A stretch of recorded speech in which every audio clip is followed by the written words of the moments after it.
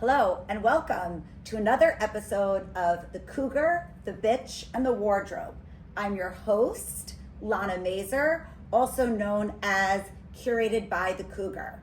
And today we're going to be discussing advice from our 48-year-old selves to our younger versions. And I'd like to introduce my dear friend Genevieve. We have done a previous episode together, and today we are recording from her fabulous vintage store in Montclair, which is her name, Genevieve's Vintage Collection, here in Montclair, New Jersey. Welcome, Genevieve. Thank you, Lana. I'm so happy to have you here. I'm so happy to be back hanging out and talking and all that sort of great stuff. And I'm thinking now, like, okay, our 48 selves, are we talking to our 24-year-old selves? You know, so thank you for clarifying. Maybe, right? Yes. I think. So let's bring it back in time. And yeah, so I wanted to keep it a little bit open, just because sometimes, at least if memory serves, and it doesn't always serve me well, I sometimes confuse like what was going on with me at 34, 24, and the years in between. But there are some major I have a lot of advice distinctions for my 40-year-old self. Yes. A lot. Especially my 38-year-old self when I got married for the second time. Sorry, go ahead. Yeah, so we're just excited, and we have a lot of fun things to discuss, and hopefully for you listeners out there that there'll be lots of takeaways. So to get things started, I think maybe let's discuss some of the common struggles maybe that we faced in our 20s. That now, looking back, what would we tell our 20-year-old selves? No, I think, at least for me, I think in my 20s, like that is, my journey was graduating college, starting my first job. I worked for Macy's in the city, in Manhattan as an assistant buyer. So getting my career going, but also still like having that sort of like fun freedom, right? So I think in my 20s, I was a little less aware of, I guess, where like my direction was, and I guess priorities, right? You're young, so you're not thinking as much of is this going to lead to that, right? And I think in terms of dating and meeting men, at least for me, it was mostly very casual, right? It was casual, it was fun, nothing too serious. So I think that what I would tell myself in my younger years is that you really do have to think about these things, right? Yes. So even though you're young and you're not looking for let's say like you might not be as career focused, like I'm going to be a CEO when you're 22 and that's how you're thinking. And if you are thinking that, fantastic, I love that. But I think it behooves us to think a little bit more strategically, or at least consciously, about the choices that we make even when you're younger. Yes. And it's interesting to hear you say that, because when I look back on myself from that time of graduating college, and I felt a lot of pressure that I should know exactly what I want to be doing.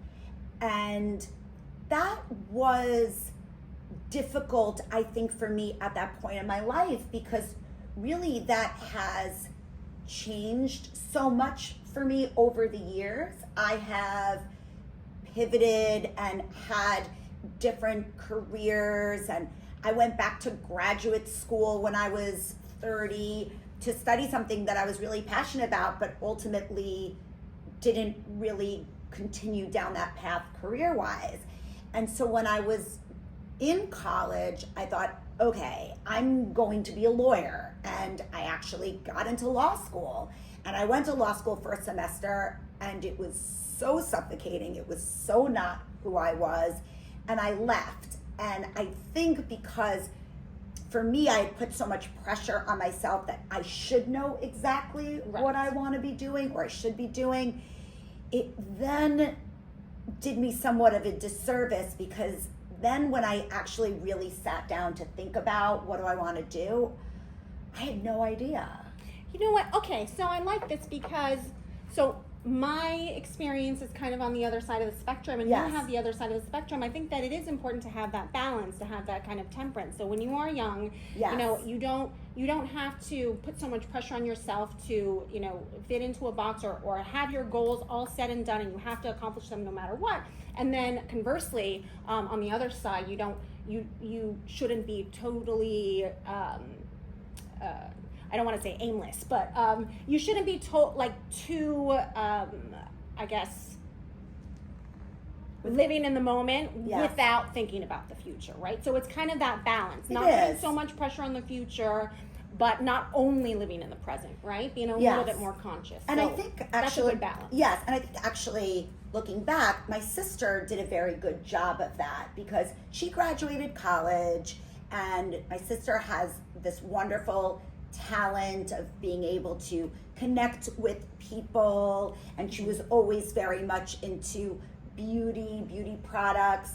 And she said, you know what, I'm gonna get a job in PR, and it was bottom of the totem pole kind of job, and there was no ego involved, and she wasn't making a lot of money, and it was very much, go get me this, go get me that, and go do this for me and do that for me all day. That's a good way to start, But though, it was because a you really- get to learn from the bottom up. Yes. You get all of the rungs. Yes. And I guess my advice to my younger self, or if someone's listening who's at that stage in life, is to really be open to those experiences and to try all the things and not let your ego get in the way.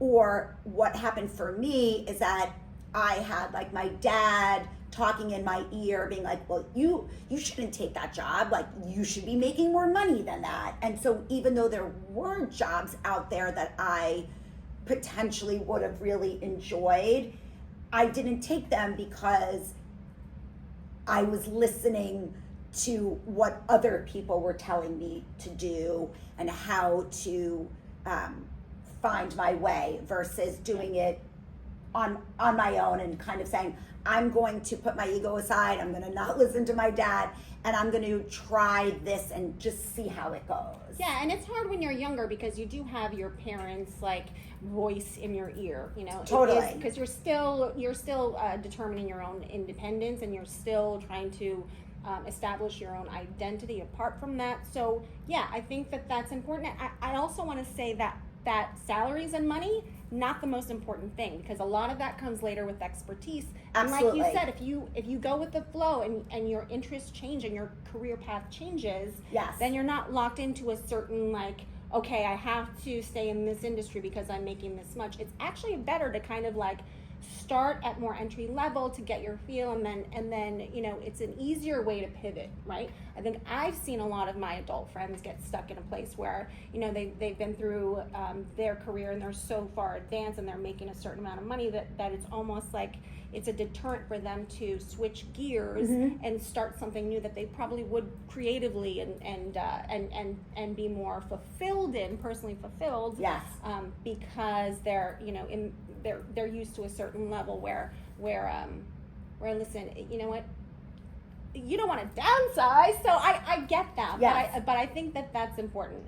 I agree with don't believe that. I was making that much money as an assistant buyer when I first No, graduated. right. And going back to my sister, again, she was really not making any money at all, but she was putting the necessary pieces in place. She eventually worked in-house for a large PR firm, then worked in-house for a beauty company, and then many years later, she opened up her own PR firm.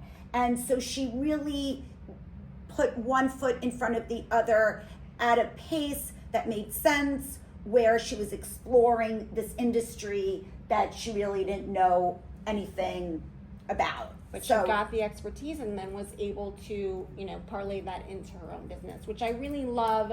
I love, especially when women, when we have our own businesses, when we can be autonomous. Yes. With the experience and the expertise. But it's very empowering, and I think that's important for our culture to empower women and to have that support for us to be able to be the bosses that we know that we are. That's right. That is right. And to sort of segue into the next part that I was thinking about, and I've given this so much thought in my later 40s because I've always traveled a lot, but as of late, my kids are more independent. So during the summer, they're at sleepaway camp, so I'm able to travel even more. But I've always regretted that I never took the opportunity to live abroad. And I want to say to all the listeners out there, do it while you can. Yeah. If you have the opportunity, if you have the opportunity, I say yes. Do it. Because once you have children, it's not impossible, but it's nearly impossible to do so. So if you have the opportunity when you are younger, before you have a family or you're in a deeply committed relationship, I think it is such a gift to give Agreed. Yourself to experience life in another country. You know what's really great too is if you have the opportunity, if you're going to university or college, to do a study abroad program. So I did that, and it was kind of like a traveling program. It was over the summer, and we were all over Spain. We went from the north of Spain to the south of Spain, and it was a really great experience. When I was younger, because I have a family that lives in Switzerland, I went to school in Switzerland for a hot second. But even if it's not abroad, right? You might not have the means to do that. But if you always wanted to live on the beach, or you always wanted to live in New York, or you always wanted to live in Miami, or whatever the case may be, Savannah, Georgia, right? I agree with New Orleans. Yes. Just when you see these opportunities, and if it speaks to you, then you should, because it's all a part of your self-discovery in your younger years. Yes, and thank you for adding that, because I think that is important. I mean, I lived in New York my whole life. I grew up in the suburbs of New York. I lived in Manhattan for 18 years. I'm so grateful that I had that experience. I did have family living in France as a kid, so I spent a lot of time in France. I did not have the opportunity to spend a semester abroad because during that time, my junior year of college, my parents were going through a terrible divorce, so I ended up staying in Ann Arbor where I was going to school. But I think that in my future, I will spend some time living in another country at some point. So that's something that I guess for me is important. But to your point, it doesn't have to be abroad. I think it's just give yourself that experience to live someplace else. And you know what I've noticed, at least on social media and looking at the younger generation, I think there's that wanderlust. Yes. Wanderlust. Yes. Wanderlust. It's a mouthful. It is. It's like a tongue twister. Wanderlust. And then there has been, and there continues to be a trend where young people would rather spend their money on experiences, and I think that's fantastic, because that was not something. I mean, that was something that I think that maybe I intrinsically did, but maybe didn't really put thought to it. I wasn't. I was living in the moment in my early 20s. Clearly. But yeah, no. So to spend your money on experiences and to have that time to be able to do what you can in any way, go to the beach for the weekend even. Yes. Right? Yes. And that's also a good point, is to live in the moment, because as you get older and you have the responsibilities of children, family, career, it's much harder to do so. And so if I were to go back in time and say to my younger self, I would say, live in the moment, do it while you can. So I think that's also really important. And also thinking about my younger self is that I think that I remember throughout college, up until my second marriage, I really spent most of my life in committed long-term relationships. And even in college, I had boyfriends that the relationships would last a year, 6 months. And then my significant college relationship lasted 4 years. So when I was a junior, he was a senior. So it lasted during college and after. And then there's not one part of me that regrets that relationship, because that was, I really have to say, my first love. And we all need our first love. We all need our first love. And he was a great guy, but we were young and we were kids together.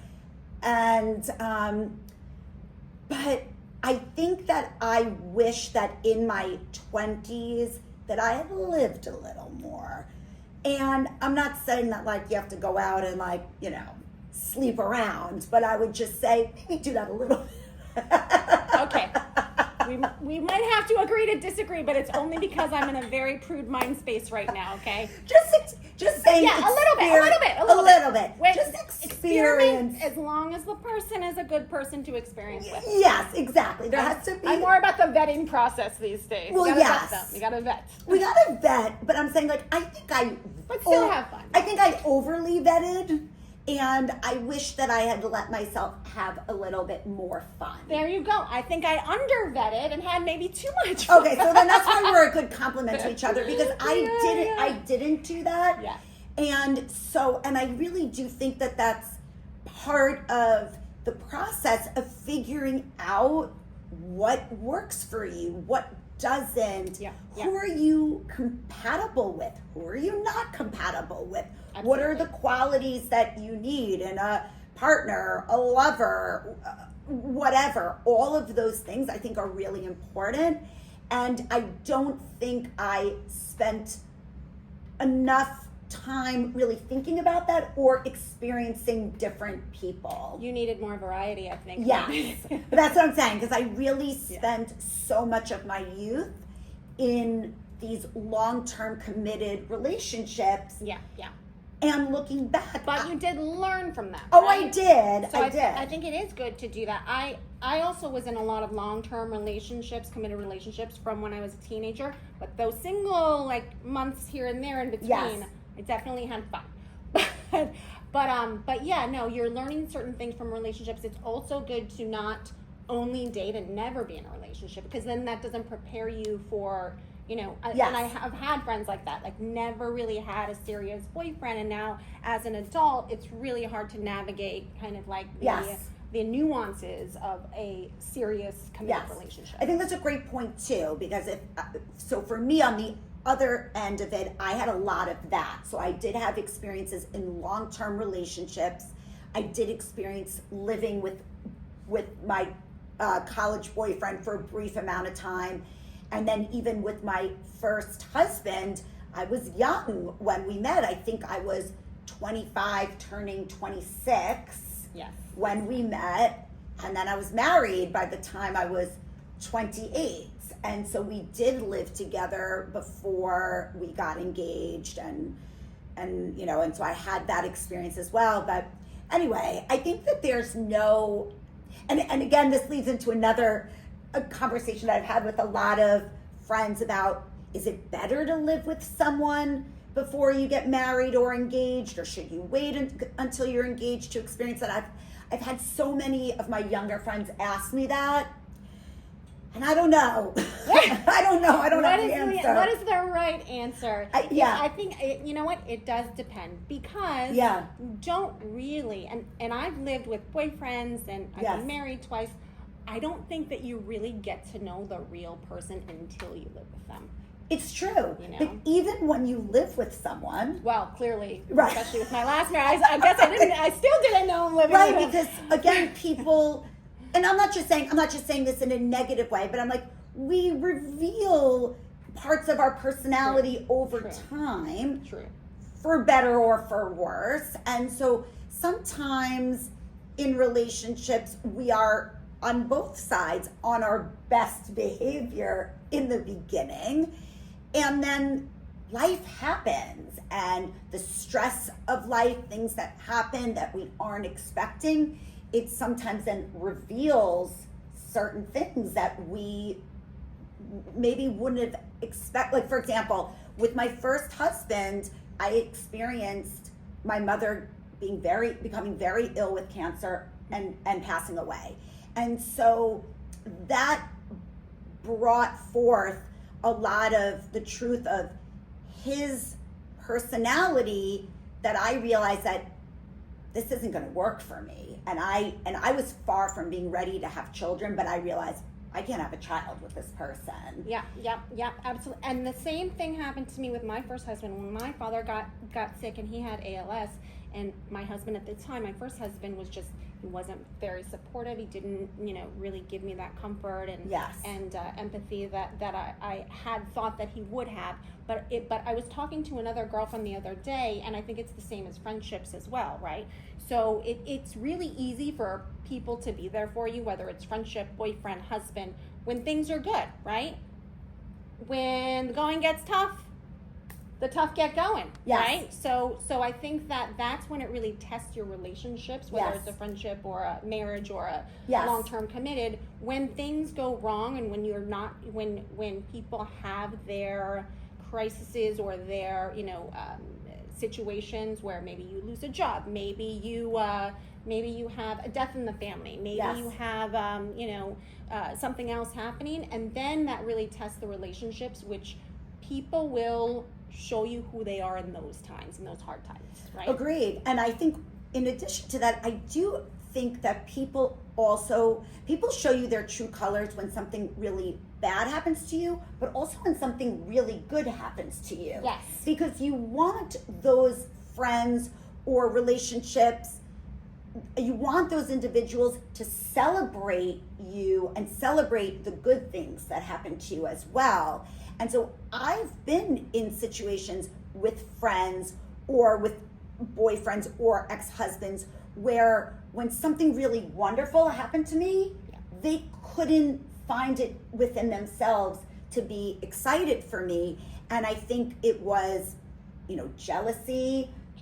And, it was, they were faced with maybe their own ego wasn't, they were feeling dissatisfied with where they were in their lives. And so I think it can be, both ways, the good and the bad. I 100% agree with you. I think that when really great things happen in your life, and I've been through the same experience. Yes. The people that aren't there to celebrate, you really got to be careful, because those are the friendships and the relationships where if there is jealousy, envy, ego involved, I mean, those sort of traits and those sort of toxicities are so destructive. Yes. Right? Yes. And I think sometimes when we're in relationships or friendships, we try and look past that, like, oh, it's okay, No, really, if someone has that if they can't be happy for you, then how much are they your friend? How much are they your lover? How much are they, your partner in life, right? Yes. So I think that's, very huge red flag. Yes. And so I actually want to continue off of that with that. The other thing that I would want to give advice to my younger self is that when those things are detected, those red flags, whether there's certain things where they're core issues or core qualities, let's say, within that person. I recently had a conversation, for example, where someone was saying to me, well, I know this couple and they're deciding if they should remain in a relationship together, but her boyfriend feels that she's not ambitious enough. And for him, let's say, if that's really, really important to him, if he's saying to himself, I really want to be with an ambitious woman, and if his current girlfriend is not, that's probably not going to change. Yeah, and it seems like there's probably a deeper thing there. And the same thing, like on the other side, maybe for this woman, she might feel, it's really important to me that I want to be home and raise the kids. So if that's the case, these are major red flags. These are core parts of each individual's personality. Yeah, and core beliefs. Yeah. That I would say these two people shouldn't be together long term. It doesn't sound like they're compatible. They're not compatible. Yeah. And in my past, there were so many red flags that I ignored, and I tried to say, it's going to get better, or I'll fix it, I'll change him. No. No. And that's what I would say to my younger self, and I would say to anybody out there who's listening, is that you cannot change someone.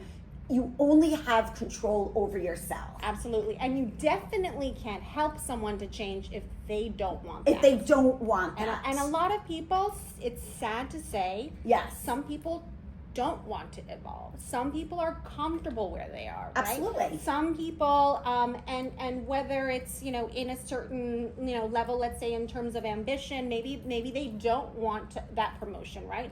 Or maybe they're comfortable in toxicity or an addiction, right? Yes. It's the same thing. For example, for an addiction, if someone doesn't want to get clean, no matter what you do, you're not going to be able to make that change for them. They have to make that change for them. Yes. So yeah, red flags huge. Yes. And all those little voices, the instinct, your gut feeling, when you have that sort of... Listen to your gut. You're never wrong. You're never, ever wrong. You're never wrong. Yeah. And sometimes, when you're... I even, in this past relationship, and I would say, is that true? Am I really feeling like it? Guess what? Hindsight 2020, always right. Always right. So I think that's super important, and I definitely wanted to make sure that we talked about that, because that, for me, has really been something that I've done a lot of self-reflection on. Well, that's another good thing to do too. Yes. Self-reflecting, being self-aware, kind of like figuring out when you're going through these things, like why are you attracted to this certain, this certain relationship dynamic? What makes that person who might be having a certain relationship dynamic attracted to you? Yes. Right? So you can kind of go through either your triggers, your trauma, or your past things that maybe that's why you have to work on these things. Yes. So I think that being self-aware and self-reflective and talking about things, whether it's to a therapist or with your friends or with your family, whoever is a trusted source, it's a way to work these things out. Yes. And to just to be able to walk through life conscious and not totally oblivious to all of the things that we do to ourselves that we don't realize we're doing, and that other people do that we might not realize, right? Yes. And I think that that's an important point that you were making, is that I do think that it's important, regardless of what stage in life that you're at, whether you're in your 20s, your 30s, your 40s, 50s, 60s, I mean, it doesn't matter. I think that you really need to have people around you that you trust, that you can talk to, Absolutely. that you can share your wins with, that you can share your fears with. I think that we need that support. And it's also important that we don't talk ourselves out of going to speak to a professional if it's necessary. Because I think that, mental health, mental well-being, it is so important regardless of what stage of life we're at. And that's why there are those professionals out there. And I think it's really important. And I think people need to advocate more for themselves. And, if you have a friend or a parent who says, you don't really need to go talk to someone, or you're trying to talk yourself out of it by saying, I don't have the time. You have the time. There's nothing more important. And you know what? It's also much more accessible than it was when we were growing up, or we were in our early 20s, because you would have to go somewhere. I mean, there wasn't even like a Zoom therapist. There was nothing. There wasn't. You have to physically kind of go into a place, look up whoever. And so it was a process. And it's just more accessible now, even if you are on one of the apps, right? So you may not be talking to an actual person on a Zoom call. You might not be able to afford it, whatever the case. Even talking to ChatGPT. Yes. Right? So, or, another AI. Just to be able to kind of bounce something off another, resource other than yourself. Yes. Yes. And I think that, again, regardless of what stage of life we're at, but I would definitely want to tell my younger self that it's so important to prioritize self-love before seeking validation from others. Self-love, self-care, absolutely 100%. And I think that's so important, because it's not being selfish when you take care of yourself and you love yourself. Yes. It's actually kind of like you go on an airplane and you have to put your oxygen mask on before you put your children's on. Yes. If you aren't in love with yourself, if you don't have that, then how can you truly love somebody else? And I think that's also something when looking at friends and partners and, yes. and relationships, that person that doesn't take that time probably isn't far enough along in their journey that you can build something that's important. And we're all at different stages. So yes. self-love, self-care, especially when you're a mom, when you get married, yes. and you have children, or you don't have children, but yeah, or your career is very demanding, you always have to come back to self. Yes. So that you don't lose yourself. It's very true. And going back to that stage in life, so for me, I had my children in my mid and late 30s. What I would want to go back and tell myself, my younger self then, is that it's okay during that time to prioritize yourself, because I think that we feel so much societal pressure that because we're a mom now, we shouldn't be going out to lunch, or we shouldn't be doing this for ourselves, or getting a massage or whatever. And you know what, absolutely, we need to take care of ourselves, because we're now responsible for other human beings, and we need to be the best version of ourselves for those tiny humans. And that continues on throughout. As a mom, I'm saying this for me, as I get older and as my children age, and of course, I'm not getting older, but listen, we're aging backwards. First of all, that is out there. That's obvious. That's clearly that's true. obvious. Yeah. But also, it's like we're better moms when we've been to the spa or had yes. our nails done. You know what I mean? Right. It's kind of like we're not married, but it's like the happy wife, happy life syndrome, and yes. I think a lot of people don't realize that as a mother, kind of like you are the matriarch of the family, yes. of the household, and how the mother in the family feels really does affect the emotional well-being of the children, of your husband, of the extended family, because yes. you kind of you are really that emotional anchor for everyone. Absolutely. Right? So to have a mother in a house that is frantic or stressed or has anxiety or doesn't feel safe or doesn't feel loved, like that translates to a lot of bigger problems for everybody else. But then when you have a mother or a wife who is happy and safe and feels protected and feels love and loves herself, yes. and feels fulfilled, like it's a whole different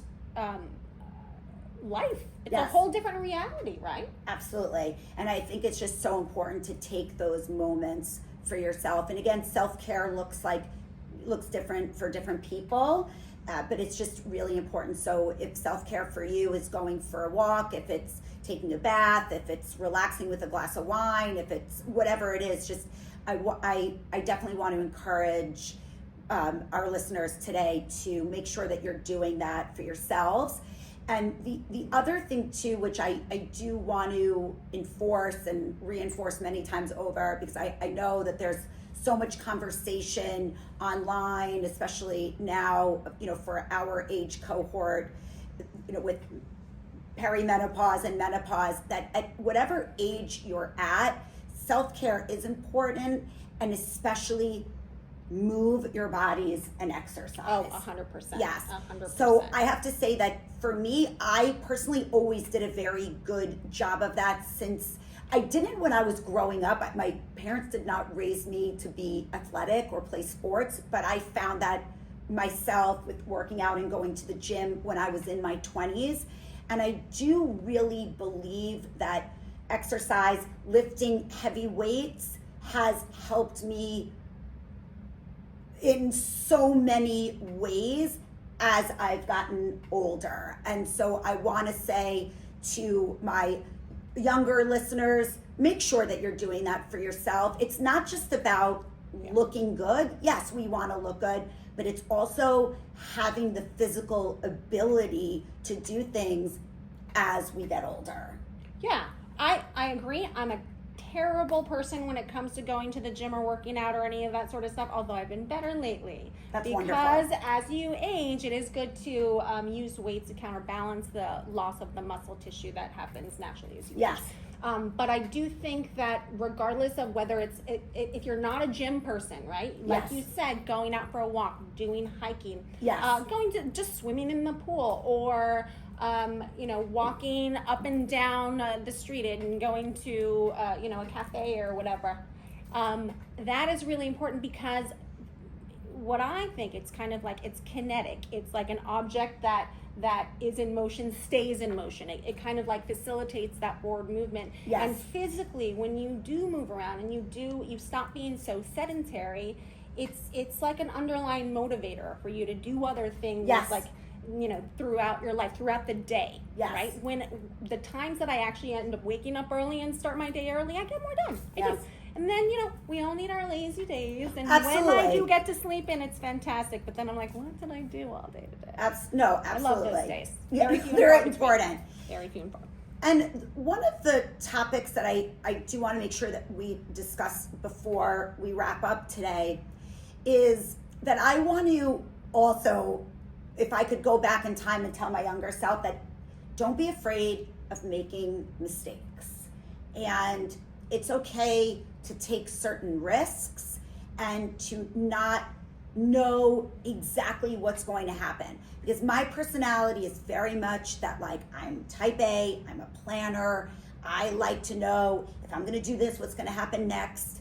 And that's just not how life works. And what I have learned over the years and from my experiences is that the things that didn't work out were never intended to work out. And thank God that they didn't, because it has led me down a path or led me to a certain place or person, or where I am career-wise, or where I live, because certain things didn't work out the way that I thought I wanted them to be. Absolutely, and that's the hindsight 2020. That's looking from a higher perspective. Yes. And it's kind of like at the time you take a lot of things personally. What I have learned to say to myself when things happen where I'm disappointed, or I get my heart broken, or I feel like I was wronged or betrayed, or whatever the case may be, or I moved out of a place, or something happens. It's like, things don't happen to me, they happen for me. Right? Right. Because then you're able to see, like, wow, if I wouldn't have done this, or moved this, or lost this job, or gotten a divorce, then I wouldn't have been able to do this, to meet this person. And I think it's just kind of like waiting and trusting that, listen, it's all going to work out the way that it should work out, and not to take things so personally. Yes. Right? Thank you for mentioning that. You can Yes. really beat yourself up when things happen, and yeah, I mean, obviously that's our humanity, right? But try not to dwell on it too much and to over internalize it. Yes, because I think that when I look back on my younger self, I would be overly sensitive, or I'd get very upset if someone said something or did something. And for the most part, when we take it that way, for the most part, not always, people don't intend it in that way. And I think that we process things based on our own experiences, our own traumas. I mean, a couple people intend it that way. Yes, and I'm saying not always. A few. Hopefully, mostly do not. Right. But I just, I think about it, if something happened to me and something happened to someone else, maybe it's you, we've had different experiences, different traumas, or we process things differently. The same thing could happen to both of us, and we might experience it totally different or have different viewpoints. And so that's why I think it's important that, just in terms of how we... like a mindset, right? A mindset. So like the way that you can frame your own mindset, like two things could happen, like the same thing could happen to two different people, and you can either be positive and hopeful about it, or you can get destroyed by it, right? Exactly. So yeah, it is framing your mindset. Your mindset. You said it much better than I was like trying to. I was trying to get there. And I do think that obviously, as we get older and we've had more life experiences, our perspectives shift with age and with experiences, that we've gained certain wisdom with life's challenges. And so now, you and I are sitting here sharing our wisdom and, looking back on where we were when we were younger. It seems so obvious to us now, but that's because we've had those life challenges and life lessons. Yeah. Hard ones too. Well. Yeah. And I think I want to encourage our listeners today to reflect on where they are right now and what advice you would give to your younger self. So if you're in your 20s, what advice would you give the teenage version of you? That's if you're in your 30s, to your 20-year-old self, and up and obviously to that extent. I would say this. Yes. The one thing that I would tell my elementary school self, my teenage self, my 20 self, my 30 self, my 40 self is this. Don't care what people think, and don't care what people say about you, because you'll never be able to control it, and you'll always, if you care about the things that people say and how someone could think negatively of you, you will inevitably be, disappointed. To let that go and to just live in yourself, to know yourself and be like, listen, I know I'm honest. I know I'm awesome. I know I'm pretty, right? I know that I'm a good person. Yes. And when you really feel that and you let go of other people's opinions, it's so liberating. Yes. It is just so liberating. And I think that a lot of women and girls, I think we're taught to really care about what people think. It's something that shackles us. Yes. And it really kind of like makes us more insecure. And I think with the social media and Absolutely. Instagram and all those things, it intensifies that sort of like worry about what other people think. And that's kind of the opposite way that we should, train our girls or lead women and feminines to be, because the more that you care about other people and their view, the less that you're being true to yourself. And being true to yourself, that's where it's fulfilling. I so appreciate you making that point, because it's such an important message that I'm trying to communicate through my podcast and on Instagram. And to add to your point, I feel better about myself today than I did when I was in my 30s and in my 20s. And so much of that is because I let go of caring what other people think about me. Mm-hmm. And so I am living my life according to me.